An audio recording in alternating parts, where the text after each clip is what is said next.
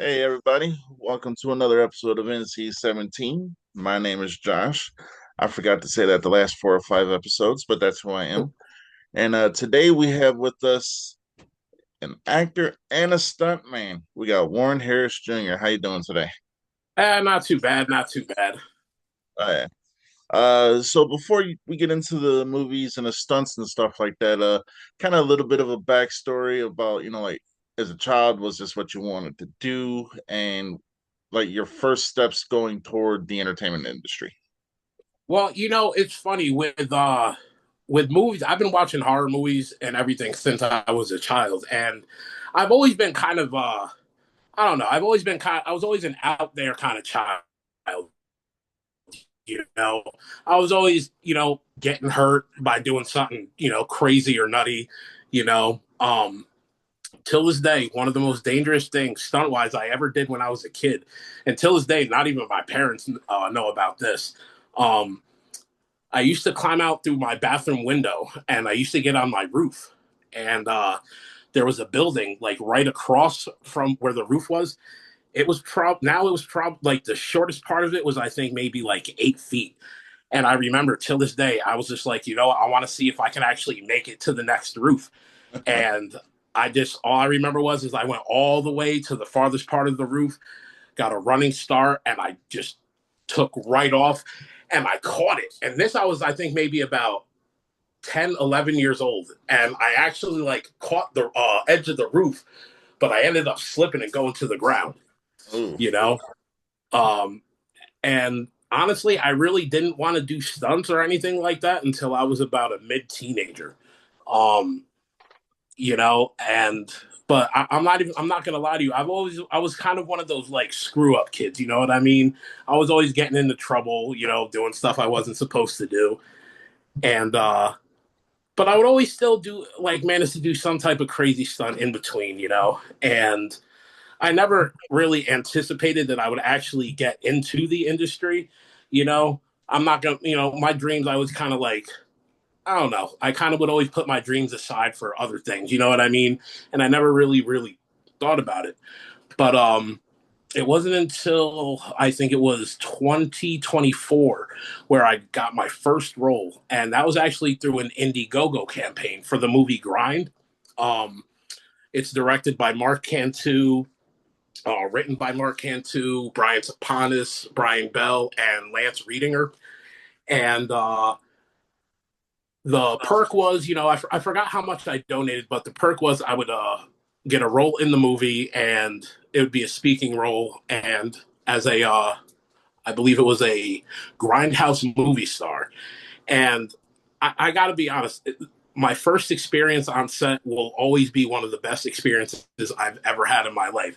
Considering that I'm actually older now, I'll be 40 years old this year, and I met some awesome people that day, great people, and it's gonna be fun. And what I could tell you this, I die in the movie, and I'll tell you this, I die by flamethrower. All I could tell right. you that right now. So, and what was funny was with that was I actually had suggested to Mark Cantu if I could die that way in the movie, because I think initially I was supposed to get killed by shotgun.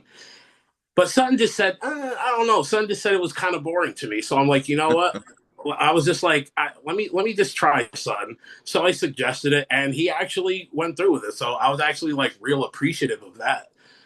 And what was fun about that day was, if you, have you ever seen a flamethrower in action, like up close? Oh yeah. Yeah, man, it sounds like a dragon's roar, like Yeah. literally. And yeah, that I did last July. And as for the stunt, that actually kind of fell in my lap. That was actually almost by accident. Um, one day on my Facebook, the Indiegogo campaign came up for a movie called Amityville Barbie, the movie, uh, directed by Ronan James, written by Ronan James and Steph Infection. And I remember the first thing that came to my mind was that I was just like, oh my God, another Amityville movie. And I'm sure by watching a lot of indie films, there are a lot of Amityville movies out there, you know? And I don't know, something told me to check it out.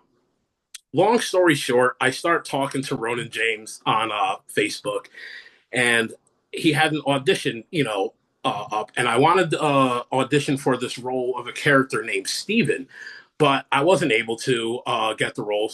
It went to somebody else, but he actually was just like, you know what, we might have a chance for you to join in on a stunt. And I was just like, we got this. He's like, we got this bar fight coming up in Delaware. And I was just like, cool. So a little while goes by.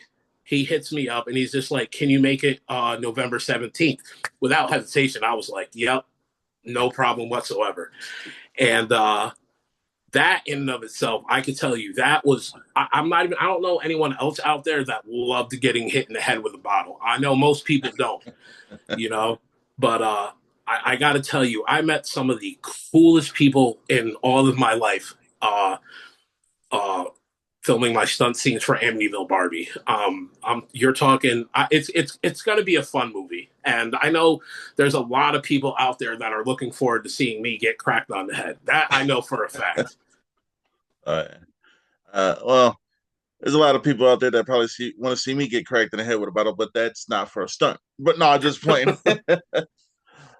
So do you prefer, granted that you're kind of, still new to the game, do you prefer to the stunt side or the acting side? I actually want to do both, and that was another thing is that I remember I've always there was a couple times I had the opportunity to act, but they never really got off the ground, like especially in high school. Um, and like I said, for a while, I kind of just put my dreams to the side there, and and I feel personally like with me, with my personality, I think I could do great on both the acting side and the stunt side as well. Um, but at the moment, I'd be appreciative of whichever comes first, or whichever comes around. Yeah. Uh, so being into the Indiegogo scene of, like want to help out different productions and stuff like that, do you see yourself like, do you want to be do you want to be just in the horror genre or do you want to be in other genres also? Oh, I wouldn't mind being in any genre whatsoever. For me, I'm a movie fan. You know, my main I love the horror genre. That's like number one for me. But like I said, I'm a movie fan. I'll watch any almost any and all movies. Like for example, non horror movies that are my absolute favorites. One would be like Easy Rider. You know, Good one of movie. one of the greatest, if not the greatest, motorcycle movie ever made. Hush Hush Sweet Charlotte. Um, Oh, Harold and Maude in particular is a favorite of mine. Like that's just an awesome comedy. I forgot the lead actress's name. I know her name is Ruth something, but she also played Mama in Every Which Way But Loose and Any Which Way You Can. Ruth Gordon. Ruth Gordon. Um, Actually, no, my grandmother just shouted that out from the living room. So shout out to my grandmother for that. Um, but yeah, I think, like I said, for me, ultimately with the Indiegogo scene, I want to, like I said, I want to be balanced, and I don't mind supporting other creators out there. And it's a perfect way. As I've learned through Indiegogo and just networking in general, it's a great way to meet new people and new artists. Oh yeah. Uh, so with Amityville Barbie, the main star is Jessica Flex, who's been in a slew of movies. I mean, she's making a name for herself, and she's doing a kick Yeah, ass time she's doing it. literally she is taking the indie world by storm. Oh yeah, you know. Uh, so movies like that and movies like Grind, do you see them kind of like similar, but only just in like the violence and the gore? Because I mean, it's different stories, but do you see that being on both sets? Was there like similar cohesiveness, or was it like two different beasts? Well, it was definitely two different beasts because when I was on set for Grind, we filmed that on a gun range, and there really wasn't that much gore or anything. That's going to be through other parts of the movie. I wasn't around for any of the gore for that, but with Amityville Barbie, the gore is definitely going to be is to me personally is going to be amazing. And like I said, I was only on set for the bar fight scene, but if you know if that bar fight scene is going to be anything else like the rest of the movie, which I believe it's going to be, the gore is going to be top notch, definitely. Do you and see? and and the same thing with Grind too. From what I've seen, and like pictures online, and from what the director has put out there, I think the gore is going to be up there as well. Oh yeah. Uh, you're also. I'm gonna take a guess. It's also through Indiegogo, which is there's nothing wrong with that. But you're also a producer on two movies too. Actually, no, that didn't happen through Indiegogo. I'm actually friends on Facebook with Dustin Ferguson, the director of the Meat Hook Massacre and Life Forms, both of which I'm an associate producer on. I like his work. He's literally like, how did I say it to him? He's like today's age. Oh man, I can't believe it's drawing a blank. He's like this day and age is Ed Wood. You know what I mean? Okay. And even like with Dustin Ferguson himself, his star's taking off right now. And I'm sure he's about to direct um, Seed Legacy. Seed was originally done by Yui Bowl. Oh yeah. You're breaking Yeah. up a little. Go Um, ahead, yeah. yeah, that one I didn't have a chance. That one I didn't have a chance to get in on, but yeah, with Dustin Ferguson, I promote a lot of like usually whatever he puts out about his movies, especially like his recent ones, like the remake of House on Haunted Hill, the remake of Spider Baby. Um, yeah, one day he was just like, I have this, an opportunity if you wanted to be an associate producer on one of these movies, and I was just like, sure. But then I thought about it, and I couldn't pick between the Meat Hook Massacre and Life Forms. So I was just like, you know what? Let's just do both. And he was just like, sure. And then, yeah, that's how that happened. Well, that's awesome. uh, would you say that the producing part is harder than the stunts and the acting? Uh it not. I don't know. I'm like you said, I'm still new to this, so I'm really just learning. But right now, so far, everything seems to have been equal. You know, Yeah. the only thing that's separated the acting, the doing the stunts, and the being an associate producer is literally just traveling. So that's really the only difference as I see it. Oh yeah. Uh, well, again, since you're so new to it, do you also see yourself maybe having your hand at writing a script or directing? Is that something you want to do, or do you want to stay in the lane you're in right now? If I would be more apt to do writing. I have some ideas down, but I haven't actually like sat down and be like, all right, let's do this. I just have like the basic outlines for some things right now, but I can't rule out directing in the future. I will say this though, however, there is one project that I have in mind that I would like to do, um, and I would be directing. I would be directing. I would be acting, I would be doing stunts, and I would be writing as well. But that's a collab project that I'm hoping to get off the ground within a few years. Yeah. Uh, so with the traveling between different sets and different jobs and stuff like that for in the entertainment industry, do you see that sometimes it's taxing, or is it just you're in it to win it and you're doing it no matter what? Believe it or not, I don't mind the traveling. The traveling part I'm used to actually doing. I'm used to traveling like long distances. So that I don't really mind at all. That I actually don't see as taxing, you know. To some degree, I actually find it relaxing because that way I'll just sleep on the ride, you know. So yeah, that's pretty much what I would do with that. Oh yeah. Uh, so being on the sets with all these different actors and producers and directors and just everybody in general, are you like a sponge? Just soaking up everything you can soak up so you can put it into kind of like what you want to do. Oh, that's all I did each time I was on both sets, you know. Um, and actually, one thing I could say, and I hope I'm pronouncing this man's name right. There's this producer out of California. His name is it's either Matt Chasin or Matt Chasin, right? And he's me and him are friends on Facebook.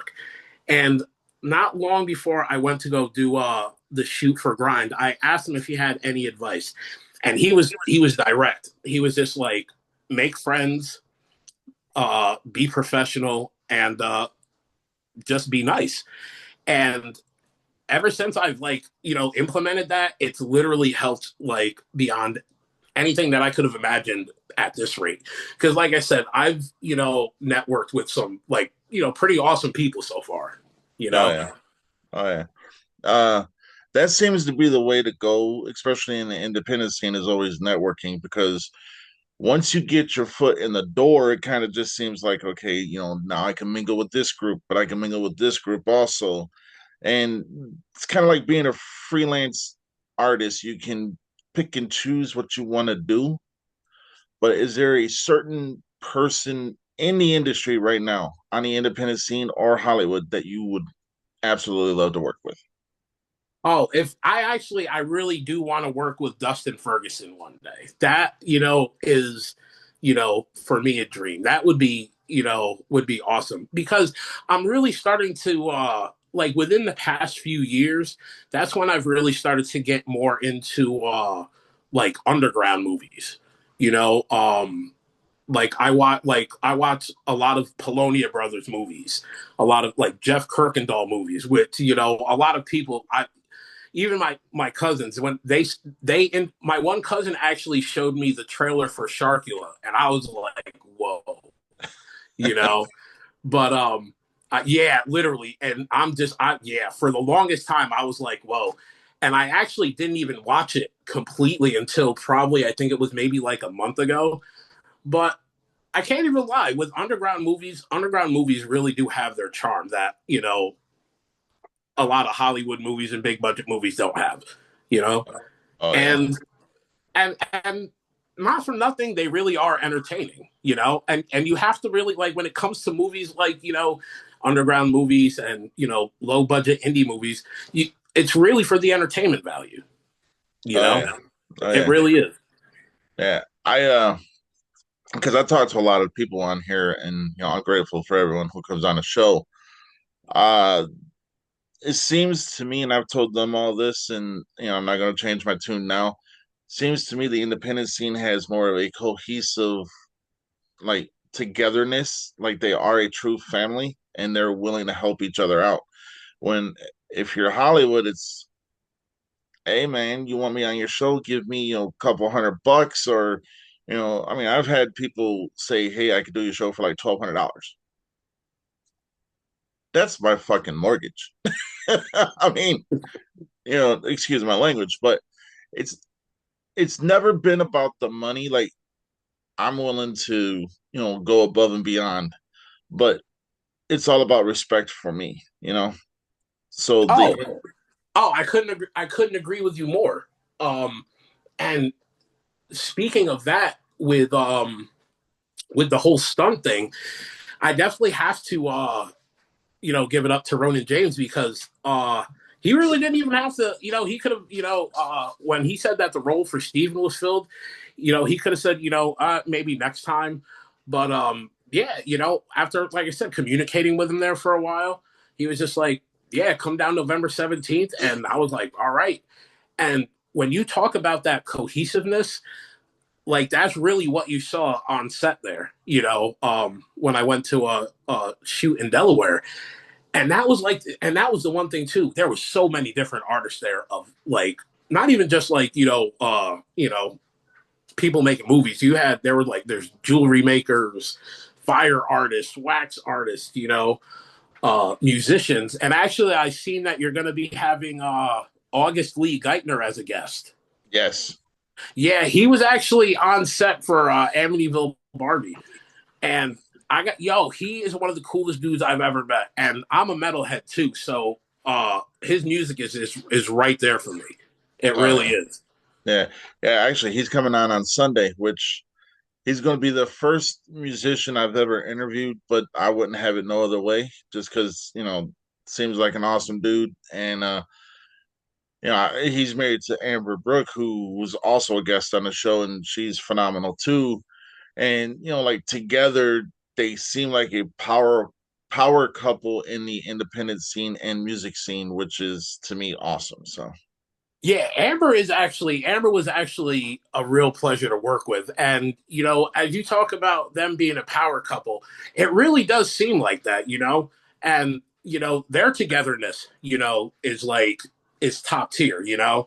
And whatever they do, whether it's music or acting, their presence is going to radiate. You know what I mean? oh So, yeah, and actually, I really wouldn't mind working with them again. oh yeah. Uh, so granted that you said you started literally this journey last year, 2024. Yes.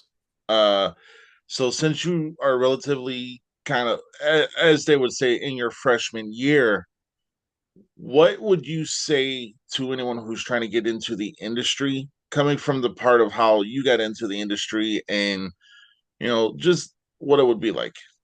I would tell them exactly how it was told to me. I would say, be nice, make friends, and be professional. And I'd have to say the last part, the professional part, that's the key. Because if you're unprofessional, or hard to work with, no one's going to want to work with you. It's end of story. You Oh yeah, know, and you know, and I gotta say, like I said, from what Mister Chasen or Chasen had said to me, I've literally taken that to heart. So, and if I could say anything else, be patient. Be patient.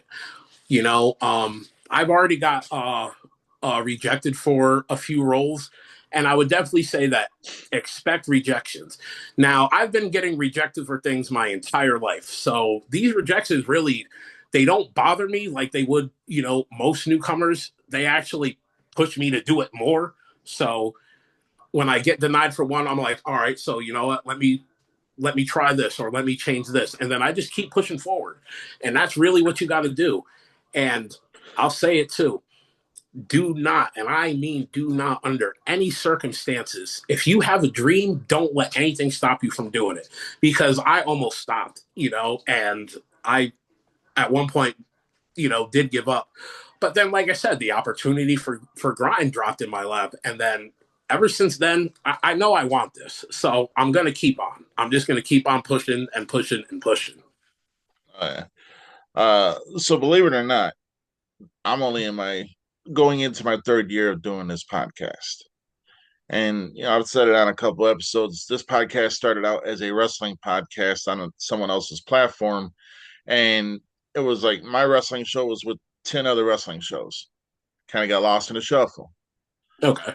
and then I kind of was like, something's got to change. So I changed it up. Started talking about movies. Started doing this. Started doing that. So the persistence does pay off, especially in any way, shape, or form in any kind of entertainment.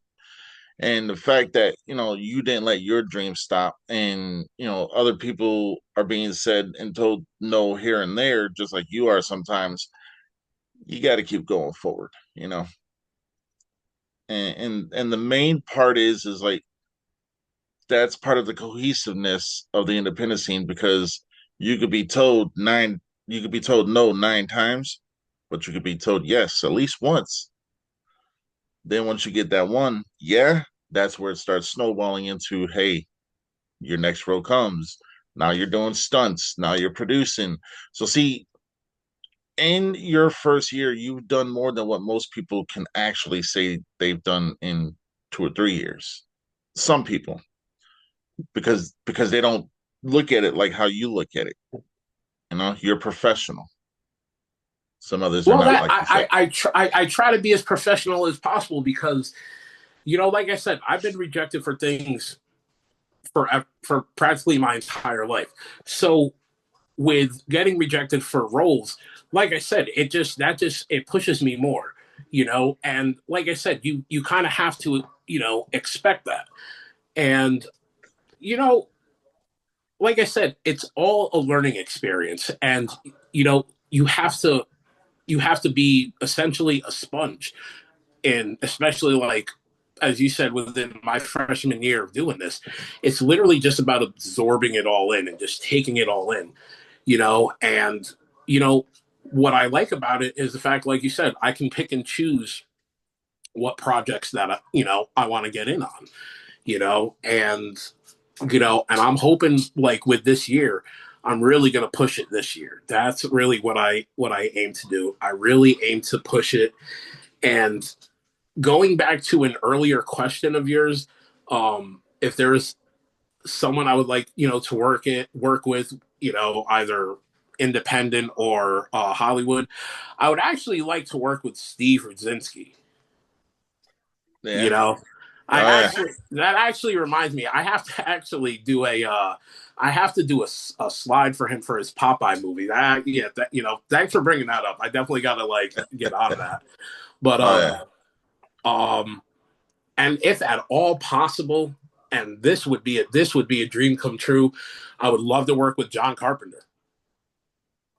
If I could work with just one Hollywood director, it would be John Carpenter.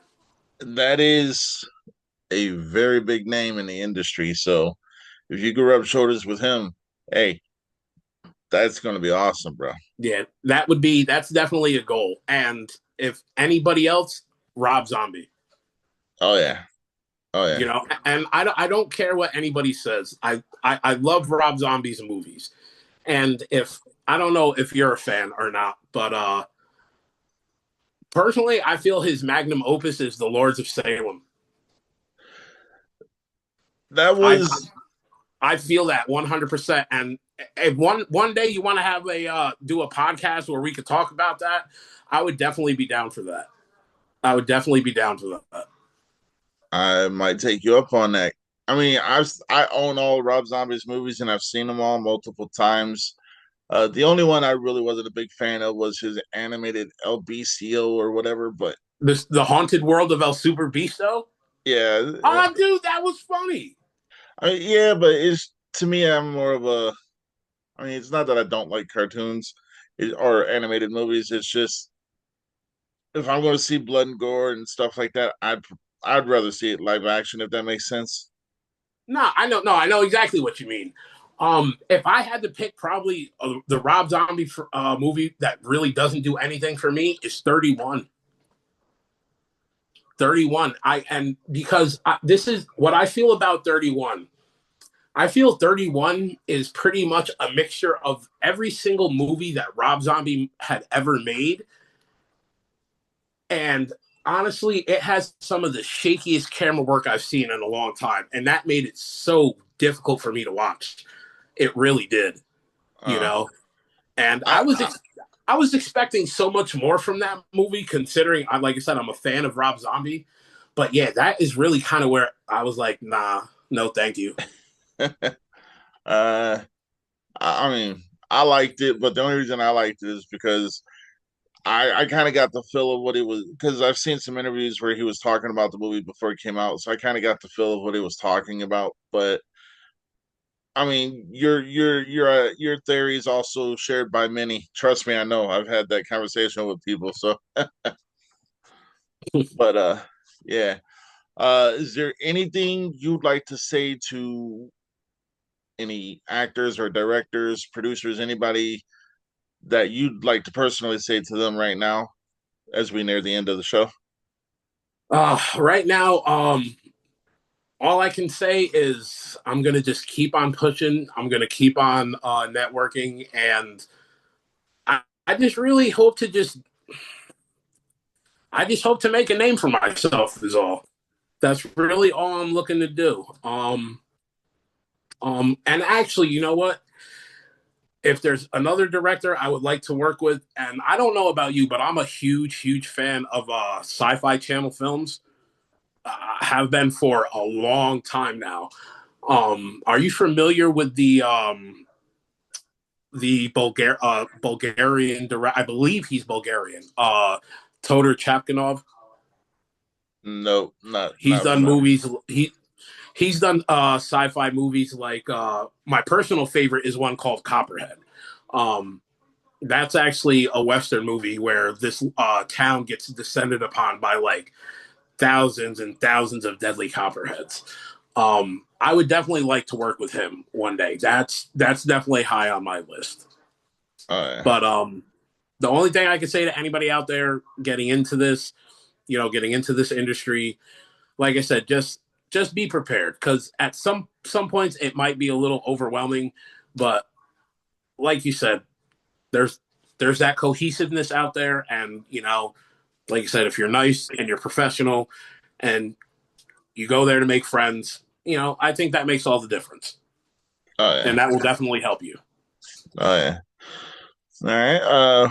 We're about, and we got a couple minutes left. Do you have any social medias that you would like to plug for yourself, or anything you'd like to plug? Yeah, my YouTube handle and my oh god, what is it? I can't remember now. My Instagram handle are Ancient Trash Man.